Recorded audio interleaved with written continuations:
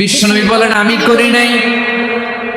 ওয়া ইন্নী আখতাবিউ দাওয়াতি শাফাআতান লি উম্মতি ইয়াউমাল কিয়ামাহ।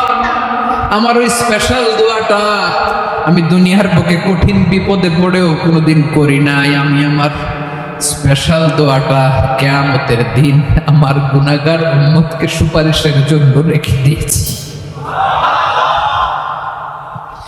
আল্লাহ বলবেন নবীর ফারাসাক, মাথা তোলেন, আর কাঁদবেন না। বিশ্বনবী মাথা তুলবেন। আল্লাহ বলবেন সাল দোয়াটা, আপনি যা চাবেন তাই দেব। ওয়াশফা তুশাফা, সুপারিশ করেন, সুপারিশ কবুল করব। বিশ্বনবী বলবেন আল্লাহ ওই স্পেশাল দোয়াটা দুনিয়াতে করি নাই, আজকে আমি তোমার দরবারে দাঁড়িয়ে কিয়ামতের দিন ওই দোয়াটা করছি। আল্লাহ আমার যে উম্মতের হৃদয়ে যাররা পরিমাণ ঈমান আছে, আমার একটা উম্মতকেও তুমি জাহান্নামে ঢুকাতে পারবা না।